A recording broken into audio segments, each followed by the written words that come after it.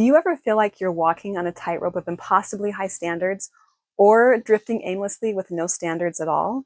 Standards are important. Standards should illuminate the path, but often it is a place where people get stuck. In this video, I'll share some strategies to choose standards that illuminate versus ensnare. You do get to choose your standards, so it's important that you're intentional about it. So let's dive in. I see this all the time in my clients because we do spend a lot of time talking about standards and how they show up in our lives and how they support us or distract from the life that we're trying to build. And what I see so often is that many people have really high standards that often are outcomes based. I should have achieved this. I should look a certain way. I should act a certain way. My life should be a certain way, right? The really high standards that if they're not achieving, that leads to disappointment, it leads to self-judgment, it leads to shame.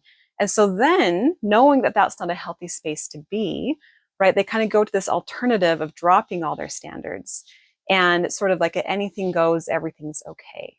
And it's good because it helps them sort of escape the shame. But what happens is they stagnate in this place, right? And they're out of alignment with their values, which to me is kind of fundamentally the challenge, right? They're not really living fully into their values.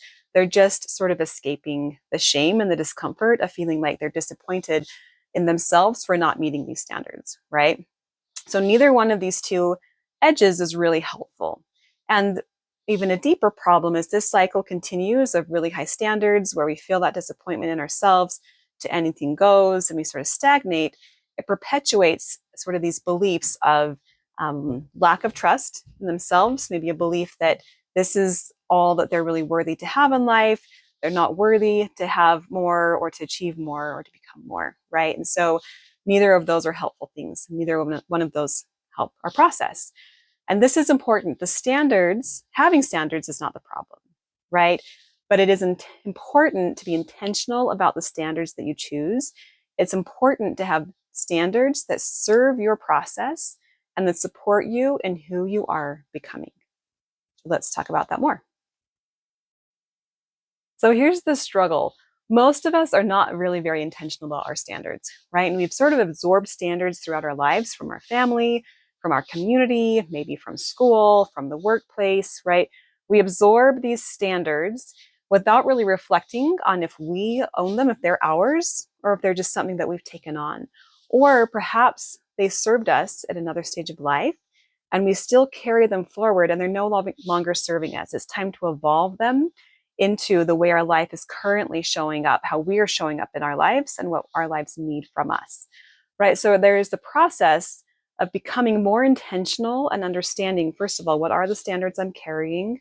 Are they serving me? And can I be more intentional about the standards that I choose? And if we're not intentional, it usually means that something's out of alignment, right? And in that misalignment, that's where we get stuck, right? Where the standards pulling us this way and maybe our values are pulling us this way and we get stuck in between, right? So we want to make sure that the values, the standards, our priorities, our purpose, right, all align together. And that's what we want to consider. So again, you get to choose your standards. Let's be intentional about it. And this may draw from culture, it may draw from family, it may draw from friends, it may draw from your past. Those are all really good sources. We just want to know which pieces we're choosing to bring with us, which pieces illuminate and inspire and support us, and then we can let go of the rest, right? Let's be intentional and aware of that process. Okay, so let's talk a little bit about what a good standard looks like. Standards to me should support you in who you are becoming, not punish you for who you currently are, right? They should support your growth in who you are becoming. They should inspire, lift, and illuminate. They should connect you to your best self. They should measure your actions, not outcomes, right? Or your accolades, because that's what you have control over. They should measure your actions and how you choose to show up. They should guide you to accumulate character, not possessions, right? Because that's ultimately about who we're becoming, not about what we have. And they should have an abundance of grace for who you are as it supports you in who you are becoming. Okay, so that's what makes a good standard.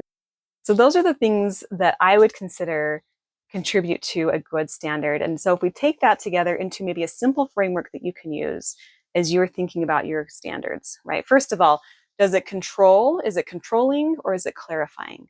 Right? Does it need things to be a certain way for that standard that to be met? Or does it clarify, right? What choices I make, how I prioritize my time, right? How I show up. Is it controlling or is it clarifying? Is it fragile or is it flexible? Meaning the standard really is only going to be successful in a very rigid environment. And when life throws its curveballs, right, it can't hold up to it. Versus a flexible standard can adapt and adjust and move to any curveball that life throws. Because guess what? It's going to throw them. That's what life does. So is it fragile or is it flexible? And then finally, does it distract or does it connect? And by distraction, I mean, does it sort of take you out of your real experience? Does it take you out of the moment? Or does it connect you more deeply to yourself, to what you are experiencing and what the current moment is calling for, right? Does it distract or does it connect? So let's use this framework with an example of two potential standards that hold maybe a similar outcome, but a very different framing and a different energy. The first one is the standard, I have to exercise every day. Okay, I'm trying to achieve these certain health goals. And so to do that, I have the standard, I have to exercise every day. I've had this standard in my life at times. Okay, so that's one version of it. Here's another way that you can frame a very similar standard, very similar outcomes, but with, again, a different energy. I'm a person who prioritizes self-care, even if it means I have to say no. Okay, so think about those two framings. I have to exercise every day versus I'm a person who prioritizes self-care, even if it means I have to say no. So let's look at the framework. Controlling versus clarifying. You can tell that first one, I have to exercise every day, has an energy of that control, right? It has to look like this. It has to be every day. Versus I am a person who cares for myself, clarifies, where do I say no? Even if I have to say no to other people, right? It clarifies the actions that I take in order to live out this standard. And I want you to notice too, right? These are both really high standards. It's not about not having a good standard or a high standard. It's really about, again, is it controlling? Is it clarifying? The next one, is it fragile or is it flexible? Right? I have to exercise every day. Well, what happens when life throws that curveball, that unexpected meeting at work, or my child is sick, or I'm sick, or I have that after school pickup that I wasn't expecting, or right, those curveballs that come when they come, right? Can we adapt and adjust, right? And say, you know what, it didn't work this today. I was sick. I shouldn't have exercised today. I needed the rest. It was a holiday. I was on vacation, right? Whatever that may be, is it flexible? Can it flex with that? I'm a person who prioritizes self-care. That really flexes, right? What kind of care do you need in this moment? Maybe you need the rest. Maybe you need the movement.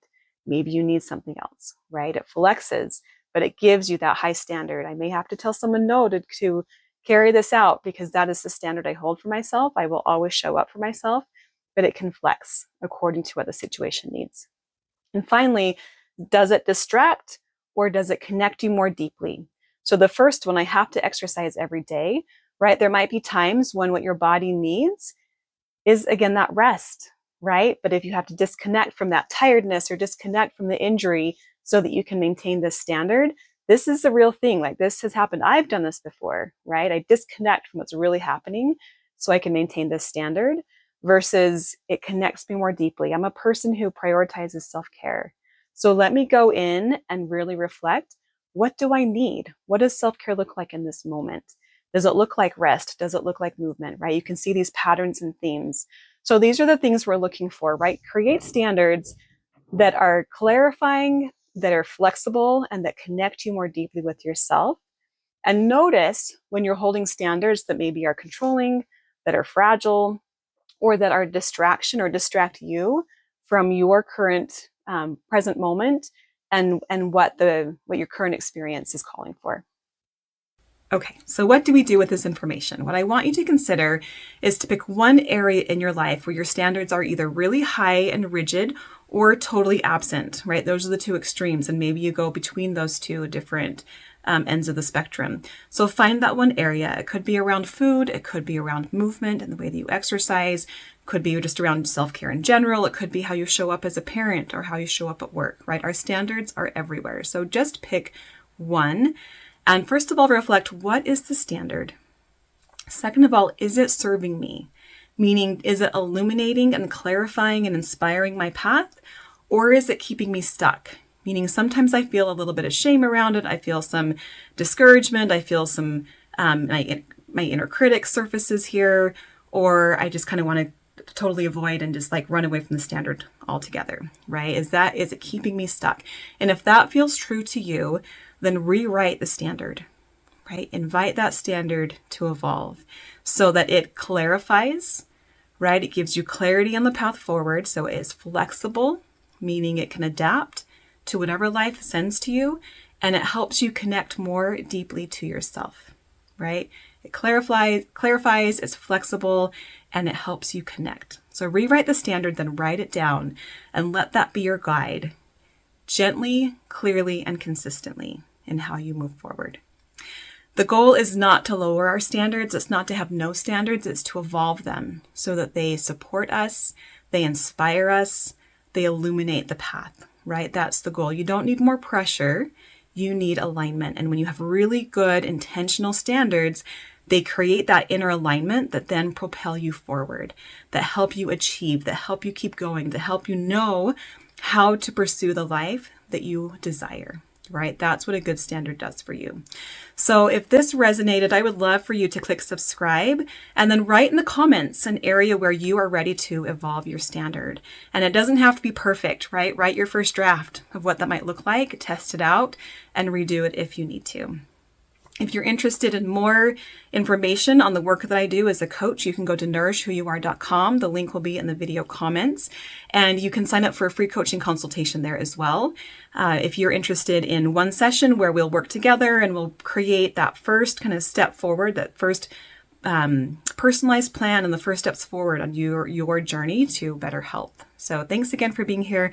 Don't forget to click subscribe, and I'll see you in the next video.